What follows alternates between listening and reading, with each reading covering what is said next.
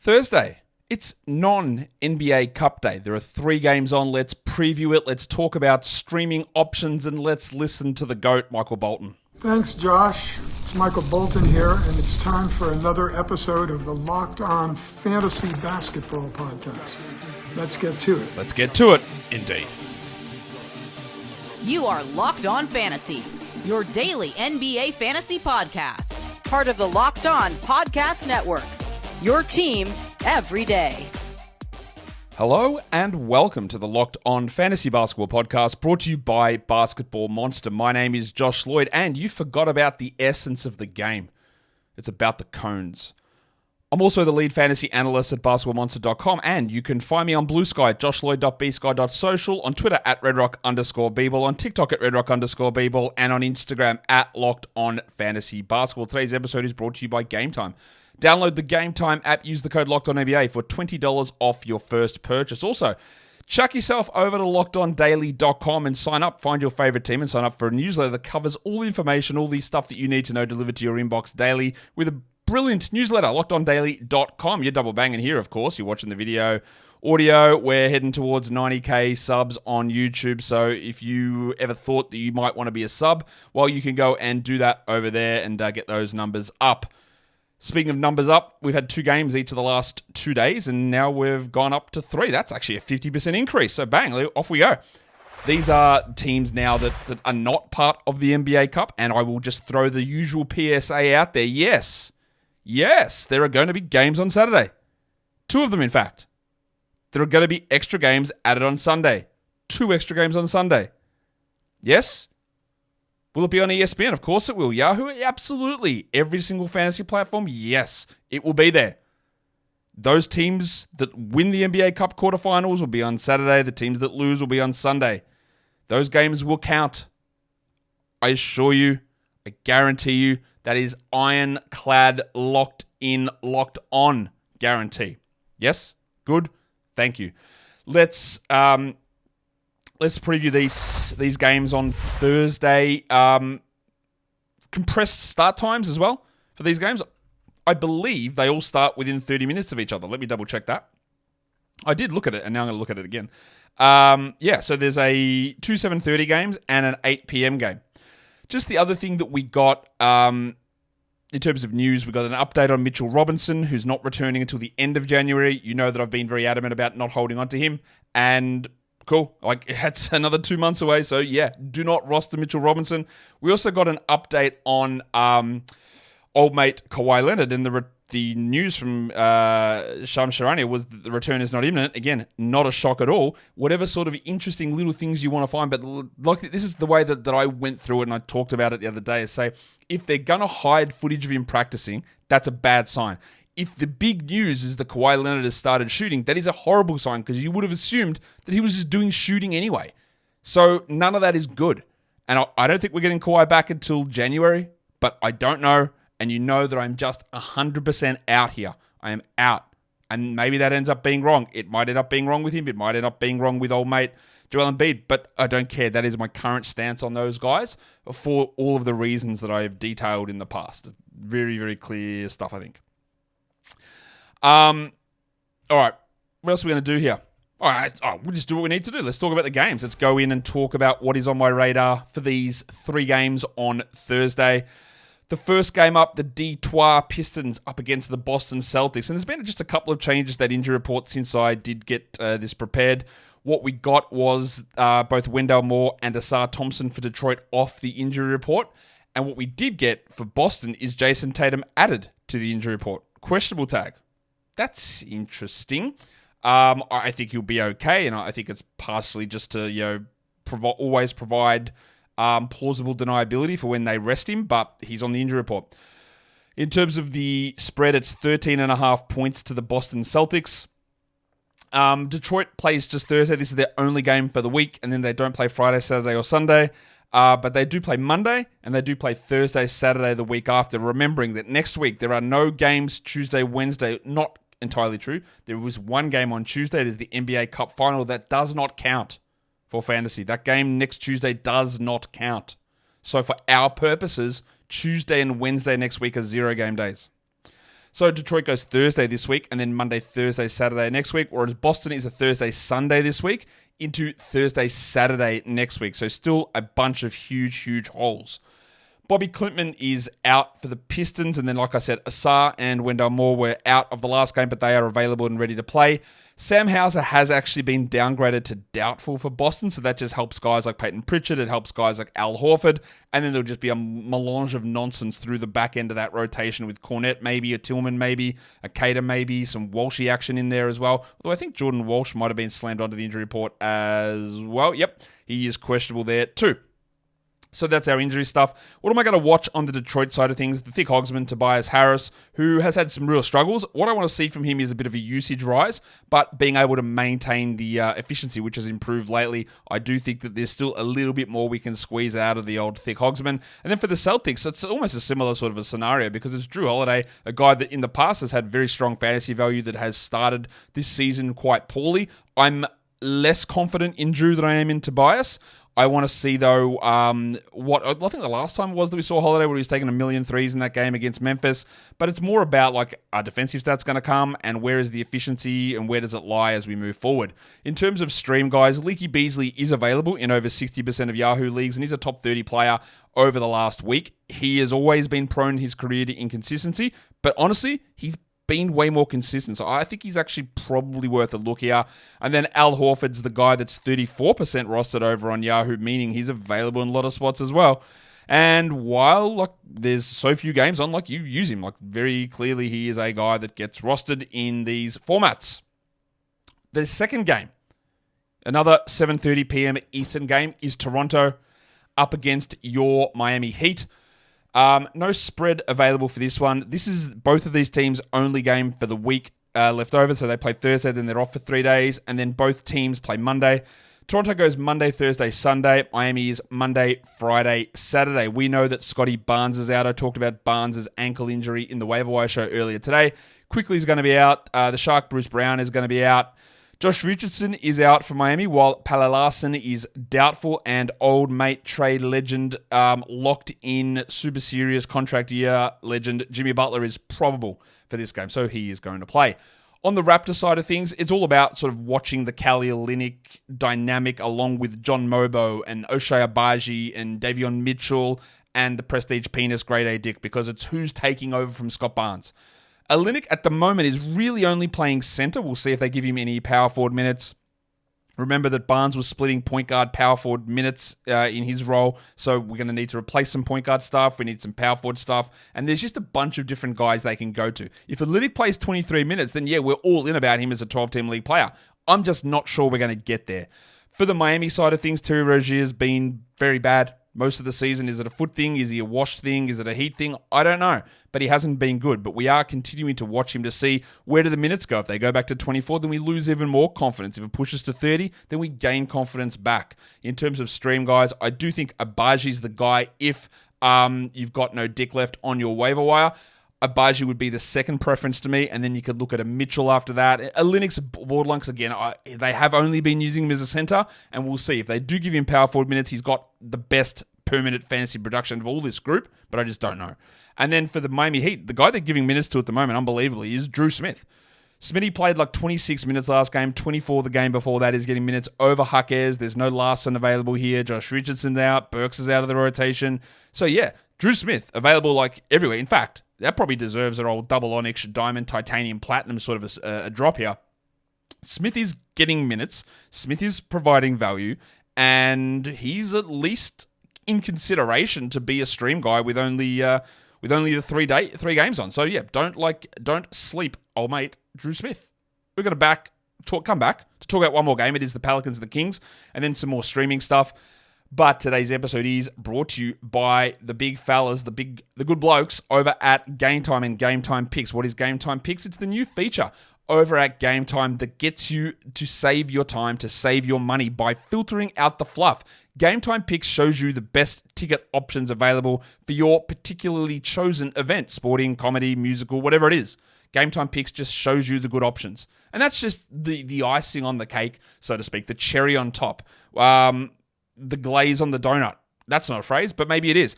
Game Time Picks has got so many different things that you can do. The views from your seat is there. The all-in pricing, which you can toggle on in the app so you don't get surprised with the fees at checkout. You just see the actual real cost of the ticket as you're browsing through them. So take the guesswork out of buying tickets with Game Time and Game Time Picks. Download the Game Time app, create the account, and use the code LOCKEDONNBA for $20 off your first purchase. Terms apply. Again, create the account and redeem the code LOCKEDONNBA for $20 off. Download Game Time today. What time is it?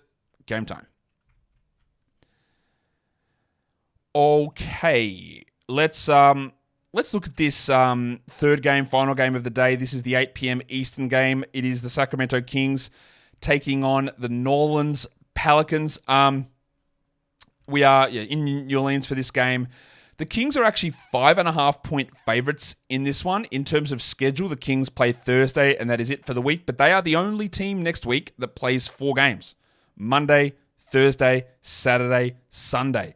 The Pelicans play Thursday, Sunday this week, and then they play Thursday, Saturday, Sunday next week. So from Thursday onwards until the end of calendar week 9, these are the 2 teams that have 5 games. Nobody else has 5 games in that. How many day period is that? It is 1, 2, 3, 4. It's an 11-day period. They're the only team that have got 5 games there, and it is a 9 actual game day period. So Pelicans and Kings have got the bonus schedule over that period of time.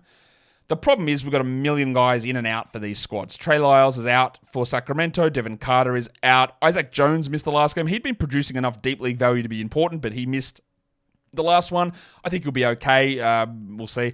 DeMar DeRozan and Malik Monk were excused from practice.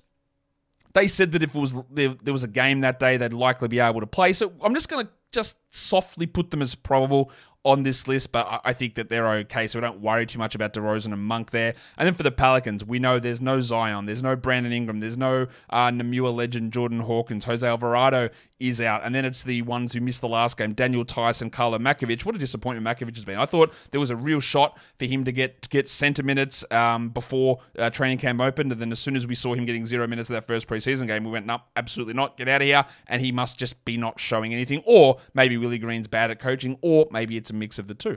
But Makovic and Tice were both out last game, so we just got way more Eve Misi in that matchup with Jeremiah Robinson-Earl playing at center as well.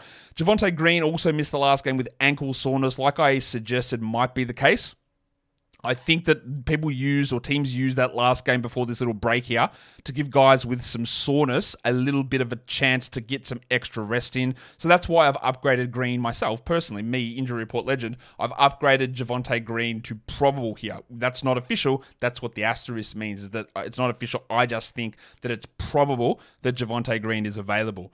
What am I going to watch on the Kings? Malik Monk continues to start, and I don't think there's really going to be much that changes there. But we are seeing Mike Brown get a little bit turgid just thinking about what Kevin Huerter is providing, because Huerter's last couple of games have been very strong. He's put up very good numbers off the bench, but we know what Huerter is. He's wildly inconsistent. But as soon as Brown fixates on something and focuses on a big performance, well, he often can foreseeable future his way into changing things up.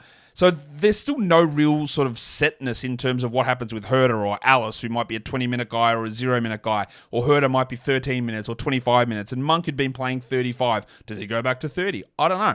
And that's what we want to see. For the Pelicans, Eve Misi played big minutes last game, 31 of them in fact, and I think that the fact that we've got no Zion and no Ingram will allow Misi to play more minutes moving forward because there's less impetus to run those smaller lineups.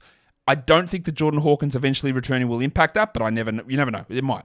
In terms of stream, guys, Fanapants Kevin Huerter is the stream for Sacramento, and it is BJ Boston for New Orleans, although I don't expect him to do what he did last game. The 28 minutes he got, that may have been inflated by 3 or 4 more minutes as well, due to Javonte Green's absence, but also due to the fact that he was hitting every shot, and he didn't do much else. He, to me, requires big minutes and big usage to be a standard 12-team league guy, BJ Boston. But maybe we get good BJ in this game. I don't know. He's streamable without feeling super confident. Although, again, the best schedule, the 5 games over the next 11 days, belongs to the Pelicans and Kings. So if you were considering BJ, that gives you that little bit of an extra boost to get some more games in from him and through this time period. Let's take a look at some schedule-based stuff. There's still no back-to-backs. There's nothing really interesting happening chunk-wise, but we're going to go through and look at the 5s and 2s. And we have got a period here of a 7-day period, which is Thursday through to Wednesday next week, and all of the teams that made the knockout round of the NBA Cup have one game in the next 7 days. It is, again, worth remembering that Tuesday and Wednesday next week have 0 games on that count. But Atlanta, Dallas, Golden State, Houston, Milwaukee, the Knicks, the Thunder, and the Magic all have one game in the next 7 days. And that one game is either Saturday for the winners or Sunday for the losers. And that is the only time these guys play between Thursday, Friday, Saturday, Sunday, Monday. So it's actually 5 real-life days, and they all play once. Everybody else plays twice in that time frame. So, when you're considering the value of these players, it's not like Sundays and Friday is such a high volume day that you need to focus in on the Saturday and the NBA Cup teams. You don't. They play fewer games. All of the NBA Cup teams play fewer games over the next 7 days than the non-NBA Cup teams. So it's an idea to be able to switch off of those guys if you want to get a bonus game in by getting some of these players from those other teams. And then, like we said, Kings and Pelicans with that 5-game boost versus everybody else who does not play 5 games during that time frame, which again is a good way, I think, of being able to provide some value. We're going to come back and talk the streams of the day in a sec. But today's episode is brought to you by FanDuel Sportsbook. You could tackle all of the NFL action. In fact, maybe you could dunk on all the NBA action if we're going to use puns based on the sport with FanDuel, America's #1 sportsbook. Right now, new customers can bet $5 and get $150 in bonus bets if you win that first $5 bet. The FanDuel Sportsbook app gives you everything that you would need to place those live bets on the NFL. Live stats? Not stats. Live stats? Yeah, they're there. The live play-by-play, it's all there in that same place where you place those live bets as well. So when you got a hunch in the middle of the game and you're just being a chill guy out there with the fellas, well, you can open up the FanDuel app and see everything that you need to place those live bets. So go ahead and get yourself $150 in bonus bets as well if you win your first $5 bet at FanDuel.com. Never waste a hunch and make every moment more with FanDuel, an official sportsbook partner of the NFL, and don't forget to gamble responsibly. All right, let's now take a look at some stream options. 3 games is better than 2, so it does open up some more opportunities for us. The Boston one will be really intriguing to see if Tatum does play. I think he will, but interesting to see what happens there. In terms of streams of the day, I am going to go with Ochai Agbaji. He'd already been starting, and I think the Barnes absence gives him a couple more shots and pushes his minutes up. Now, again, if Dick is available, he would be the guy that I would prioritize, but Agbaji is likely available in more spots, according to the numbers we have. Most of you have already grabbed Dick, and we don't have to consider that as an option. But if you've got an ability to get Dick, that is what you do. Agbaji is your 10-team stream guy. Your 12-teamer is, I think, Jrue Smith, largely on some threes and steals with some assists, but that can go awry really quickly. Awry, what a great word that is. Also spelt really weirdly. Not weirdly, it makes sense, but when you look at it, you go, really? Ori? No, awry. Side note, linguistic corner. Duncan Robinson's your 14-team streamer. He's also a guy that can pop in 20 points with 6 threes or play 20 minutes and have 3 points. You know the deal with Duncan. That is the case with so many of these 3-point stream guys. And then for your deeper leagues, your 16-teamers, I'm going to go with Fanapants. You could easily say I'll take Herter over Robinson because Herter's last couple of games have been very good. But also remember, the upside of a starter like Robinson is higher than the upside of a bench player like Herter. You could also put both of those guys ahead of Jrue Smith if you wanted to as well, depending on your level of confidence.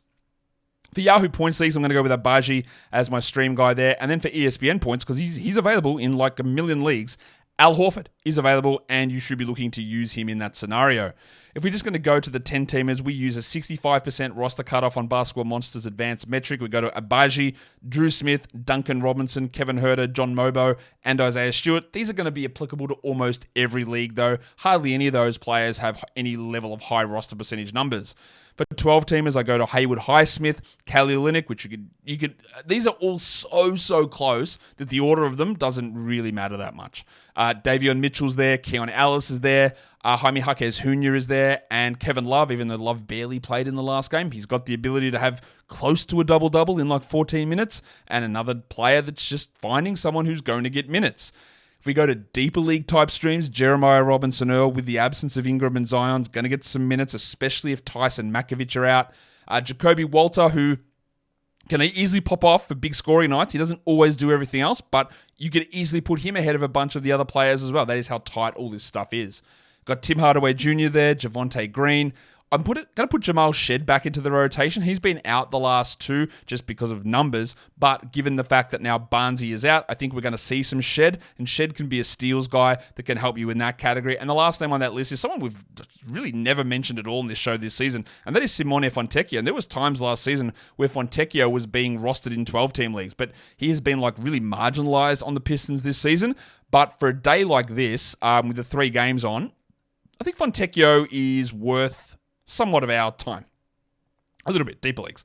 For Yahoo points, we do start there with Ochai Agbaji. We can go to Malik Beasley, Al Horford, Johnny Mobo, Dunky Robinson, and Davion Mitchell. And lastly, finally, the ESPN points stream options. Al Horford, Malik Beasley, Duncan Robinson, Ochai Agbaji, Davion Mitchell, and Kevin Fantapants Herter. That is a rapid-fire preview of all of the action for Thursday. I'll be back later on today with a recap of the 2 quarterfinal games for the NBA Cup, Hawks, Knicks, and Warriors, Rockets, so stay tuned for that.